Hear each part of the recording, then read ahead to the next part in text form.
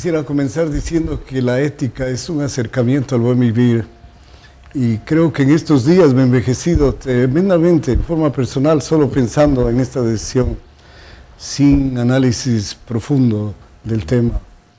Yo estaba pensando que el Parque Nacional Yasuní, que encierra alrededor de 1 millón de hectáreas de la máxima biodiversidad del planeta, es el laboratorio universal del mundo, ¿no?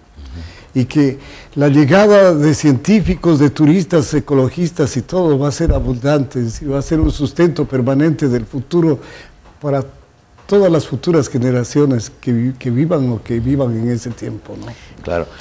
1 millón de hectáreas. 1 millón de hectáreas de máxima biodiversidad, 50.000 árboles. Y a veces yo me pierdo con las matemáticas, Víctor, y cuando el presidente de la República dice vamos a dejar intacto el 99%, porque vamos a utilizar el 1 por 1000, como que yo no entiendo, como que no me cuadran bien las cifras.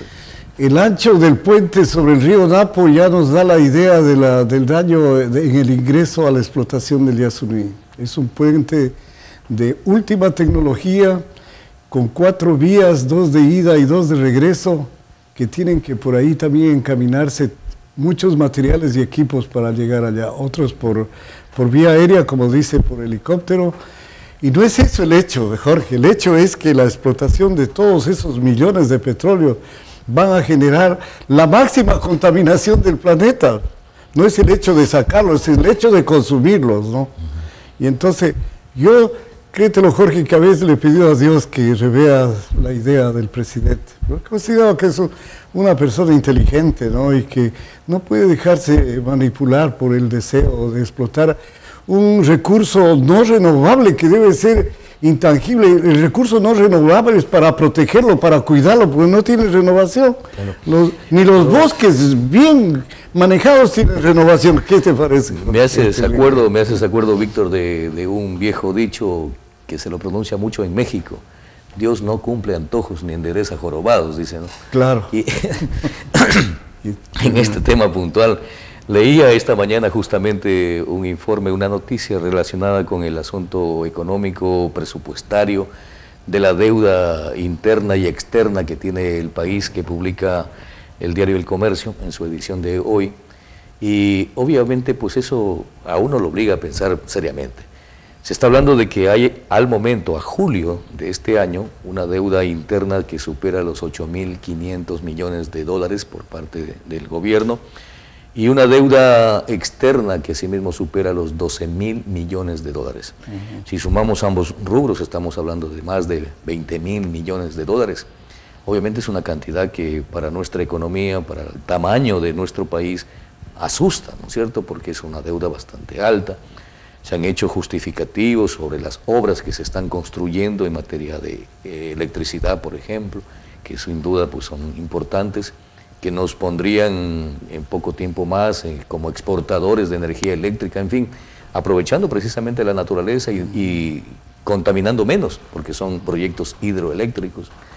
Y claro, el tamaño de esa deuda obviamente sí nos obliga a pensar de que estamos necesitando más recursos económicos para atender esa deuda, pero también para atender las necesidades que cada vez como que son mayores en nuestro país.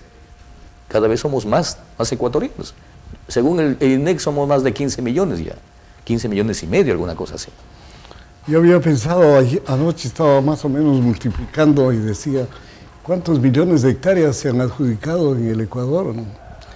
Y un impuesto de $10 por hectárea que gustosos pagarían los campesinos, los agricultores, para cubrir esta brecha del financiamiento, que para no explotar el Yasuní, que eran de 3.800 millones de dólares, pero que solo el país necesitaba que los gobiernos o los países aporten con el 50%, pero eso a 12 años, o sea, que sí hay posibilidades de financiar, pero si la deuda externa, Jorge, yo no sabía estas cifras de 20.000 millones de dólares, estaba hablando, interna y externa. Hasta la semana pasada yo tenía un dato en el sentido de que la deuda era de algo así como 18.000, pero hoy veo que son más de 20.000 millones de dólares entre la deuda interna y externa, entonces obviamente eso asusta, ¿no? Entonces quería decir que la explotación del Yasuní sería para pagar la deuda externa en su mayoría, ¿no? Y no para cubrir, bueno, las obras se las ve,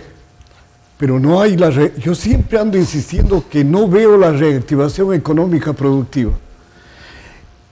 Y en las diferentes conferencias que se dan de la descentralización y la regionalización y la zonificación, menos se habla de la industria, de la agroindustria, de la agricultura, menos se habla de la contaminación ambiental del ambiente. Ese rubro no existe, o existe en un porcentaje de décimas, ¿no? Ni siquiera de 1% o 2%. Entonces es sumamente triste escuchar esto. Entonces yo veo que no se ha reactivado el aparato productivo. Es decir, la gente del campo no ha logrado reactivarse. Pero si nosotros buscamos políticas que puedan reactivar el campo, el agricultor gustoso va a dar $10 por hectárea para que no se explote el Yasuní. Habían buenas iniciativas, Jorge. Por ejemplo, la Nissan, la fábrica de carros Nissan, quería fabricar un automóvil, pero no solamente a nivel del Ecuador, a nivel mundial, de los recursos que ingresen por la venta de esos vehículos eléctricos, no contaminadores, iba a haber un porcentaje de aporte para el gobierno del Ecuador, es decir, para no explotar el Yasuní.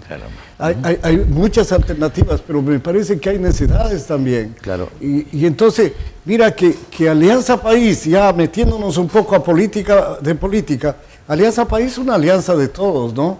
Y entonces los conceptos y las decisiones deben ser en alianza, ¿no? Respetando, a ver, déjame acordarme, las bromelias, los bosques, el bosque de Romerillo, no sé, muchas especies.